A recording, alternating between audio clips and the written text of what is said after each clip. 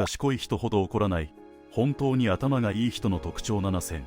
頭がいい人ほど実は怒らない傾向があります。正確には勝つ価値のない勝負をあえて最初から捨てているんです。職場や学校で理不尽に絡んでくる人や話の通じない人っていますよね。ついイライラして言い返しそうになる気持ち、すごくわかります。でもそういう時でも静かで怒らない人はただ我慢しているわけではありません。実は周りをよく観察していて合理的な判断を下しているのです。今回は本当に頭がいい人が怒らない理由とその特徴を7つ心理学的に解説します。1つ目、他人に期待せず無駄を嫌う。1つ目は他人に期待しないこと。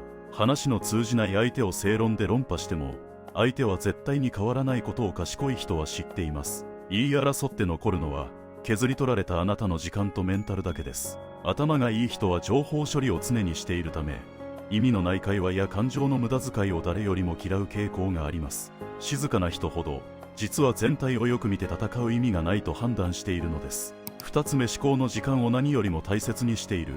2つ目は思考の時間を大切にしていること。怒りといい激しい感情は脳の多大なエネルギーを消費し人との衝突は思考を分断してしまいます。だからこそ本当に頭がいい人ほど感情的になることを避け一人の時間を増やして深く考えることを選びます。無理に合わせて疲れるくらいなら一人で深く考えたいと思うことはありませんか。3つ目、相手を分析観察している。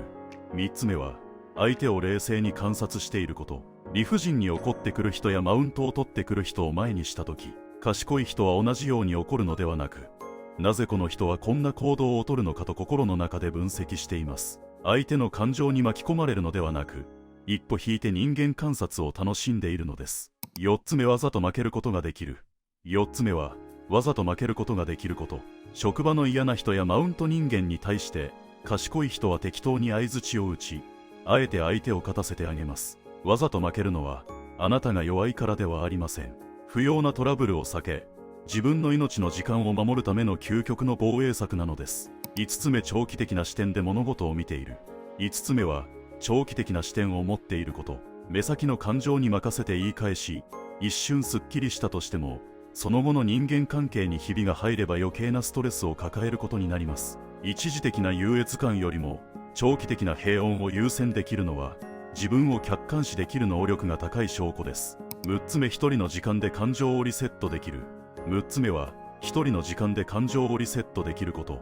どれだけ賢い人でもストレスは感じます。しかし彼らは誰かに愚痴を言って発散するのではなく一人で静かに過ごす時間を作ることで心を整えます。一人が好きなあなたは孤立しているのではなく自分自身で感情のコントロールができる自立した人なのです。7つ目、他人の課題と自分の課題を切り離している。